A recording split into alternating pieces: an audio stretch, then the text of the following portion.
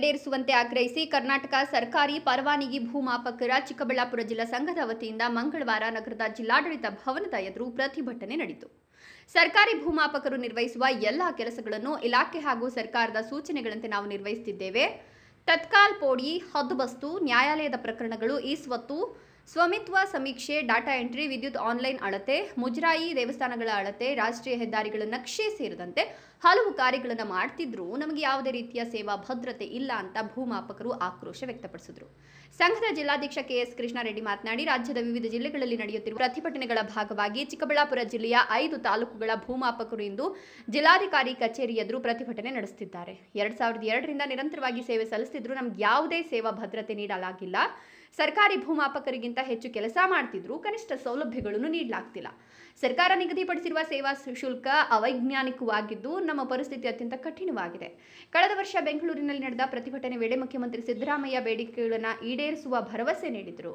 ಇದುವರೆಗೂ ಯಾವುದೇ ಕ್ರಮ ಕೈಗೊಳ್ಳಲಾಗಿಲ್ಲ ಅಂತ ಅಸಮಾಧಾನ ವ್ಯಕ್ತಪಡಿಸಿದ್ರು. ಈ ವೇಳೆ ಲೈಸೆನ್ಸ್ ಸರ್ವೇಯರ್ ಕೀರ್ತಿ ಮಾತನಾಡಿ, ನಾವು ಸರ್ಕಾರದ ಭೂಮಾಪಕರಂತೆ ಎಲ್ಲಾ ರೀತಿಯ ಕೆಲಸಗಳನ್ನು ನಿರ್ವಹಿಸುತ್ತಿದ್ರೂ ಅಗತ್ಯ ಸೌಲಭ್ಯಗಳ ಕೊರತೆ ಎದುರಿಸುತ್ತಿದ್ದೇವೆ. ನಮಗೆ ಪ್ರತ್ಯೇಕ ಚೇಂಬರ್ ಇಲ್ಲದೆ ಫೀಲ್ಡ್ ಕೆಲಸ ಮುಗಿಸಿದ ಬಳಿಕದ ಕಾರ್ಯಗಳನ್ನು ಮನೆಗಳಲ್ಲಿ ಮಾಡಬೇಕಾದ ಪರಿಸ್ಥಿತಿ ಇದೆ.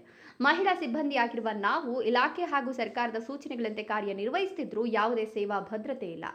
ನಮಗೆ ಸೇವಾ ಭದ್ರತೆ ಒದಗಿಸಬೇಕು ಅಂತ ಆಗ್ರಹಿಸಿ ನಮ್ಮ ಸೇವೆಯನ್ನು ಪರಿಗಣಿಸಿ ಸರ್ಕಾರಿ ಭೂಮಾಪಕರ ಹುದ್ದೆಯಲ್ಲಿ ವಿಲೀನಗೊಳಿಸಬೇಕು. ಇಲ್ಲವಾದಲ್ಲಿ ಸಮಾನ ಕೆಲಸಕ್ಕೆ ಸಮಾನ ವೇತನ ನೀಡಬೇಕು ಅಂತ ಒತ್ತಾಯಿಸಿದರು. ಪ್ರತಿಭಟನೆ ಬಳಿಕ ಜಿಲ್ಲಾಧಿಕಾರಿಗಳ ತಾಂತ್ರಿಕ ಸಹಾಯಕ ಹಾಗೂ ಭೂ ದಾಖಲೆಗಳ ಉಪನಿರ್ದೇಶಕ ಮಂಜುನಾಥ್ ತವನೆ ಅವರಿಗೆ ಮನವಿ ಪತ್ರ ಸಲ್ಲಿಸಲಾಯಿತು. ಪ್ರತಿಭಟನೆಯಲ್ಲಿ ಜಿಲ್ಲೆಯ ತಾಲೂಕು ಅಧ್ಯಕ್ಷರಾದ ಲಕ್ಷ್ಮೀನಾರಾಯಣ, ಗಂಗಾರೆಡ್ಡಿ, ವೆಂಕಟೇಶ್, ವೇಮಾರೆಡ್ಡಿ, ನಂಜಾರೆಡ್ಡಿ, ಗಂಗಾರೆಡ್ಡಿ ಹಾಗೂ ನಟರಾಜ್ ಹಾಜರಿದ್ದರು. ನಾವು ಸುಮಾರು 2 ತಿಂಗಳಿಂದ ರಾಜ್ಯಾದ್ಯಂತ ಮುಷ್ಕರ ಹಮ್ಮಿಕೊಂಡಿದ್ದೀವಿ. ಪ್ರತಿ ಜಿಲ್ಲೆಯಲ್ಲೂ ಮುಷ್ಕರ ಹಮ್ಮಿಕೊಂಡಿದ್ದೀವಿ. ಹಿಂದೆ ದೊಡ್ಡದಾಗಿ ಬೆಳಗಾವಿಯಲ್ಲಿ ಹಮ್ಮಿಕೊಂಡ್ವಿ, ಮೈಸೂರಲ್ಲಿ ಹಮ್ಮಿಕೊಂಡ್ವಿ, ಈಗ ನೆಕ್ಸ್ಟ್ ಧಾರವಾಡದಲ್ಲಿ ಹಮ್ಮಿಕೊಳ್ತಾ ಇದ್ದೀವಿ. ಬಟ್ ನಮ್ಮ ಜಿಲ್ಲೆಯಲ್ಲೂ ಒಂದ್ಸರಿ ನಮ್ಮ ಜಿಲ್ಲೆ ಸಂಬಂಧ 5 ತಾಲೂಕು ಸಂಬಂಧಪಟ್ಟವ್ರು ಮಾತ್ರ ಇಲ್ಲಿ ಸುಮಾರು 100-115 ಜನ ಇದ್ದೀವಿ. ಇಲ್ಲಿ ನಾವು ಜಿಲ್ಲಾಧಿಕಾರಿಗಳಿಗೆ ಮತ್ತು ಭೂ ದಾಖಲೆ ಉಪನಿರ್ದೇಶಕರಿಗೆ ಮನವಿ ಪತ್ರ ನೀಡಲು ಬಂದಿದ್ದೀವಿ. ಏನಕ್ಕಂದರೆ ಸುಮಾರು 2002ರಿಂದನೂ 23 ವರ್ಷ ಕೆಲಸ ಮಾಡ್ಕೊಂಬಂದಿದ್ವಿ. ಸರ್ಕಾರಿ ಭೂಮಾಪಕರನ್ನ ಯಾವ ಥರ ಟ್ರೈನಿಂಗು, ಎಕ್ಸಾಮು ಎಲ್ಲ ಏನು ಮಾಡ್ತಾರೆ ಅದೇ ರೀತಿ ಸರ್ಕಾರಿ ಯಾವ ರೀತಿ ಅದೇ ರೀತಿ ನಮ್ಮನ್ನು ತಗೊಂಡಿದ್ದಾರೆ. ಬಟ್ ಅವರಿಗೆ ಸೇವಾ ಭದ್ರತೆ, TDA ಎಲ್ಲ ಇದೆ, ಪ್ರತಿಯೊಂದು ಇದೆ, ಬಾಂಡ್ ಜವನ್ ಇದೆ, ಕಚೇರಿಯಲ್ಲಿ ಚೇರು ಟೇಬಲ್ ಎಲ್ಲ ಇದೆ. ಬಟ್ ನಮ್ಮನ್ನು ಪರವಾನಗಿ ಅಂತ ಕೊಟ್ಬಿಟ್ಟು ನಮಗೆ ಯಾವುದೂ ಇಲ್ಲ, ಒಂದು ಭದ್ರತೆ ಇಲ್ಲ. ಫೀಲ್ಡ್ಗೆ ಹೋಗ್ಬೇಕಾದ್ರೆ ಒಂದು ಬಾಂಜಾವನ್ನು ಕೊಟ್ಟಿಲ್ಲ. ಫೀಲ್ಡಲ್ಲಿ ನಮಗೇನು ಹೆಚ್ಚು ಕಡಿಮೆ ಇದ್ದರೆ ಹೆಂಡತಿ ಮಕ್ಕಳಿಗೆ ಸೌಲಭ್ಯ ಇಲ್ಲ. ಬಟ್ ಅವ್ರಿಗೆಲ್ಲ ಇದೆ, ಆದರೂ ಅವ್ರಿಗಿಂತ ಹೆಚ್ಚಾಗಿ ಕೆಲಸ ಮಾಡ್ತಾಯಿದ್ವಿ. ನಮ್ಮನ್ನು ತಗೊಂಡಾಗಿಂದ ಈಚೆಗೆ ಎಲ್ಲ ಕೆಲಸಗಳು ನಮ್ಮ ಹತ್ರ ಮಾಡಿಸ್ತಾ ಇದ್ದಾರೆ. ಒಂದು ದರ್ಖಾಸ್ ಪೊಡಿ ಆಗಿರ್ಬೋದು, ತತ್ಕಾಲ್ ಪೊಡಿ ಆಗಿರ್ಬೋದು, ಲೆವಿನಿ ಆಗಿರ್ಬೋದು, ಕಾರ್ಬನ್ ರಿಜಿಸ್ಟ್ರೇಷನ್ ಆಗಿರ್ಬೋದು, ಸಮಿತ್ವ ಯೋಜನೆ ಆಗಿರ್ಬೋದು. ಸಮಿತ್ವ ಯೋಜನೆಗೆ ರಾಜ್ಯ ಸರ್ಕಾರದಿಂದ 25,000 ಹಣ ನಿಗದಿ ಮಾಡವ್ರೆ. ಇವ್ರು ನಮಗೆ ದಿನ 50 ಪ್ರಕರಣ ಮಾಡಬೇಕು ಅಂತಾರೆ. ಸರ್ವರ್ ಪ್ರಾಬ್ಲಮ್ ಇರ್ತೈತೆ, ಫೀಲ್ಡಲ್ಲಿ PDOಗಳು ಸಹಕಾರ ಕೊಡಲ್ಲ. ಇಷ್ಟೆಲ್ಲ ಇದ್ರೂ ನಾವು ಪೇಮೆಂಟ್ ಕೊಡಲ್ಲ. 25,000 ಅಂದರೆ ನಮ್ಗೆ 7,000, 8,000, 10,000 ಬರ್ತಾ ಇದೆ. 6 ತಿಂಗಳು ಮಾಡಿದ್ರೆ 40,000 ಏನೋ ಬಂದಿದೆ. 6 ತಿಂಗಳು 40,000 ತಗೊಂಡು ತಿಂಗಳಿಗೆ 7-8,000 ತಗೊಂಡು ಜೀವನ ಹೆಂಗೆ ಮಾಡೋಕ್ಕಾಗುತ್ತೆ? ಅದೇ ಬೇರೆ ತಾಲೂಕಿಂದ ಇಲ್ಲಿಗೆ ನಿಯೋಜನೆ ಮಾಡಿದ್ದಾರೆ. ಅವರು ಫ್ಯಾಮಿಲಿ ಸಮೇತ ಇಲ್ಲಿ ಇರ್ತಾರೆ, ಅವ್ರ ಮಕ್ಕಳು ಸ್ಕೂಲ್ಗೆಲ್ಲ ಕಳಿಸ್ಬೇಕು, ಅವ್ರ ಫೀಸ್ಗಳು ಕಟ್ಟೋಕ್ಕಾಗ್ತಲ್ಲ. ಇಂಥ ಪರಿಸ್ಥಿತಿಯಲ್ಲಿ ನಮಗೂ ಯಾವುದೇ ರೀತಿ ನ್ಯಾಯ ಕೊಡ್ದಂಗೆ ಓಡಾಡ್ತಾ ಇದ್ದಾರೆ. ಈ ಸುಮಾರು ಬಾರಿ ಬೆನ್ನಪ್ಪ ಪಾರ್ಕಲ್ಲೆಲ್ಲ ಸ್ಟ್ರೈಕ್ಗಳೆಲ್ಲ ಮಾಡಿದಾಗ ಮಾನ್ಯ ಮುಖ್ಯಮಂತ್ರಿಗಳು ನಮ್ಮ ಕೈ ಜೋಡಿಸಿ ನಿಮಗೆ ಅಪಾಯಿಂಟ್ಮೆಂಟ್ ಮಾಡಿಕೊಡ್ತೀವಿ, ನಿಮ್ಗೆ ಬೆಂಬಲ ಕೊಡ್ತೀವಿ ಅಂದರು. ವಿರೋಧ ಪಕ್ಷದಲ್ಲಿದ್ದಾಗೂ ಹೇಳಿದ್ರು. ಆದರೂ ಇದುವರೆಗೂ ಏನೂ ಆಗಿಲ್ಲ. ಈಗ ನಮ್ಮ ಸಿದ್ದರಾಮಯ್ಯರೇ ಇರೋದ್ರಿಂದ ಹೋದ ವರ್ಷ ಸರ್ವೆ ಡೇ ಮಾಡಬೇಕಾದ್ರೆ ಅವಾಗೂ ಆಶ್ವಾಸನೆ ಕೊಟ್ಟರು. ವಿಧಾನಸೌಧ ಹತ್ರ ಇಡೀ ರಾಜ್ಯಾದ್ಯಂತ ಎಲ್ಲ ಸರ್ವೆ ಸೇರಿದ್ರಿ, ನಿಮ್ಗೇನೋ ನಿಮ್ಗೆ ಅನುಕೂಲ ಮಾಡಿಕೊಡ್ತೀವಿ, ಒಳ್ಳೇದು ಮಾಡಿ ತೀರ್ತೀವಿ ಅಂದರು. ಅವಾಗ 1 ವರ್ಷ ಆಯಿತು, ಇದುವರೆಗೂ ಏನೂ ಇಲ್ಲ. ಆದ್ದರಿಂದ ನಮ್ಮ ಹೋರಾಟ ನಮ್ಗೆ ನ್ಯಾಯ ಸಿಕ್ಕೋವರೆಗೂ ಹೋರಾಟ ಮಾಡ್ತೀವಿ. ಎಷ್ಟು ದಿನದಿಂದ ಮಾಡ್ತಿದ್ದೀರಿ ಸರ್? ಸುಮಾರು 2 ತಿಂಗಳ ಮೇಲೆಯಿಂದ ಆಯ್ತು ಸರ್. 2 ತಿಂಗಳ ಮೇಲೆ ಆಯಿತು. ನಮ್ಮನ್ನು ಸಹ GS ಮಾಡೋದು ಕೆಲಸಗಳನ್ನೆಲ್ಲರೂ ನಾವು ಮಾಡ್ತಾಯಿದ್ದೀವಿ. ಅವ್ರಿಗೆ ಬಾಂಧ ಜವಾನ ಕೊಡ್ತಿದ್ದಾರೆ, ಮತ್ತು ಅವ್ರಿಗೆ ಹೆಲ್ತ್ ಇನ್ಶೂರೆನ್ಸಸ್ ಆಗಿರ್ಬೋದು, ಅವ್ರಿಗೆ ಎಲ್ಲ ಸೇವಾ ಭದ್ರತೆಗಳನ್ನ ಕೊಡ್ತಿದ್ದಾರೆ. ನಮಗೂ ಅದೇ ಥರ ಸೇವಾ ಭದ್ರತೆಗಳನ್ನ ನೀಡಿ ನಮ್ಮನ್ನು ಸಹ, ನಾವು ಡಿಪಾರ್ಟ್ಮೆಂಟಲ್ಲಿ ಕೆಲಸ ಮಾಡ್ತಾರೆ, ನಮ್ಮನ್ನು ಸಹ ಈ ಡಿಪಾರ್ಟ್ಮೆಂಟ್ ಅವ್ರು ಅಂತಲೇ ಕನ್ಸಿಡರ್ ಮಾಡಿ ನಮಗೂ ಸಹ GSಗೆ ಏನು ನೀಡ್ತಿದ್ದಾರೋ ಆ ಫೆಸಿಲಿಟೀಸ್ನ ನೀಡಿ ನಮಗೂ ಸಹ ಕಾಯಮಾತಿ ಮಾಡ್ಕೊಳ್ಳಿ. ಅಥವಾ ಸಾಧ್ಯ ಆಗಲಿಲ್ಲ ಅಂದರೆ ಸ್ವಲ್ಪ ತಡ ಆದರೆ ಅಟ್ಲೀಸ್ಟ್ ನಮಗೆ ಸಮಾನ ಕೆಲಸಕ್ಕೆ ಸಮಾನ ವೇತನ ನೀಡಬೇಕಂತ ಕೋರ್ಕೊತೀವಿ.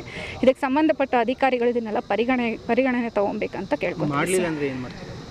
ಮಾಡಲಿಲ್ಲ ಅಂದರೆ ಹೋರಾಟ ನಿಲ್ಲಿಸಲ್ಲ ಸರ್, ಅನಿರ್ದಿಷ್ಟ ಅವಧಿ ಮಾಡ್ತೀವಿ. ಕೀರ್ತಿ ಸರ್, ಅಧ್ಯಕ್ಷರು, ಚಿಕ್ಕಬಳ್ಳಾಪುರ ತಾಲೂಕಿಂದ.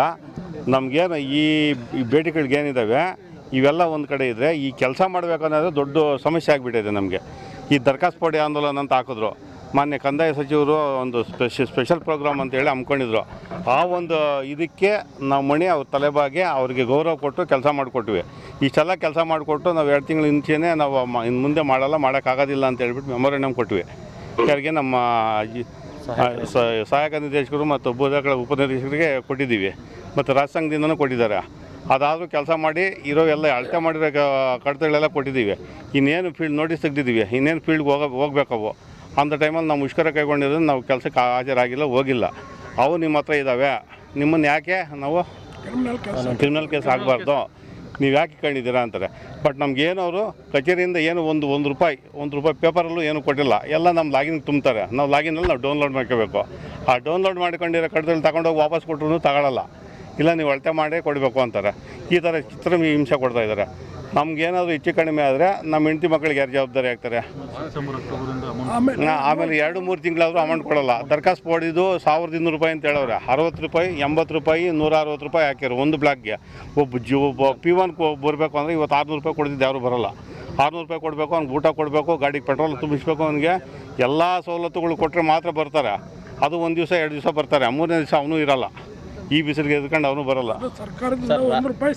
ಸರ್ಕಾರದಿಂದ ಯಾವುದೇ 1 ರೂಪಾಯಿ ಸಂಬಳ ಕೊಡಲ್ಲ. ಅದೇನು ರೈತರು ಕಟ್ಟಿರ್ತಾರೆ ದುಡ್ಡು, ಆ 1500 ಕಟ್ಸ್ಕೊಂಡಿರೋದ್ರಲ್ಲಿ ನಮ್ಗೆ 1200 ಕೊಡ್ತಾರೆ. ಅದರಲ್ಲೂ ಅವ್ರು 300 ರೂಪಾಯಿ ಉಳಿಸ್ಕೊಂಡು ಅವ್ರು ಕೊಡೋದು. ಅವರು ಮಾಡ್ತಾ ಇರೋದು ಮಧ್ಯದಲ್ಲಿ ಇದೇ ಕೆಲಸನೇ. ಅವ್ರು ಉಳಿಸ್ಕೊಂಡೇ ಕೊಡೋದು. ನಮಗೆ ವಿಲೆ ಆಗಿರೋ ಫೈಲ್ಗೆ 1 ರೂಪಾಯಿ ಕೊಡೋಲ್ಲ ನಮಗೆ. ಆಮೇಲೆ ರಾಜ್ಯ ಸಂಘನೇ ಆಗಿರ್ಬೋದು, ಸೆಂಟ್ರಲ್ ಗೌರ್ಮೆಂಟ್ ಆಗಿರ್ಬೋದು, ಪ್ರತಿಯೊಂದು ಸ್ಕೀಮ್ ತಂದಿರೋದನ್ನು ಅದನ್ನು ನಮ್ಮ ಲೈಸೆನ್ಸ್ ಸರ್ವೇಯರಿಂದನೇ ಕಾರ್ಯಗತಗೊಳ್ತಾ ಇರೋದು. 10 ಜನ ಒಂದು ತಾಲೂಕಿಗೆ GSಗಳಿದ್ದರೆ ಅದರಲ್ಲಿ 2 ಕೆಲಸ ಮಾಡಿದ್ರು, ಇನ್ನು 8 ಜನ ಇಲ್ಲ. ಆ ಎಲ್ಲ ಸ್ಕೀಮ್ಗಳನ್ನು ಸಕ್ಸಸ್ ಆಗಬೇಕಾದ್ರೆ ಲೈಸೆನ್ಸ್ ಸರ್ವೇರೇ ಕಾರಣ. ಇವರಿಲ್ಲ ಅಂದರೆ ಕೆಲಸನೇ ಆಗೋದಿಲ್ಲ. ಸುಮಾರು ನಮ್ಮ ಜಿಲ್ಲೆಯಲ್ಲಿ ಒಂದು 15ರಿಂದ 20 ಲಕ್ಷ ಪ್ರಕರಣಗಳು ಬಾಕಿ ಇದೆ. ರಾಜ್ಯಾದ್ಯಂತ ತುಂಬ ಬಾಕಿ ಇದೆ. ರೈತರಂತೂ ತುಂಬ ಗೋಳಾಡ್ತಾ ಇದ್ದಾರೆ.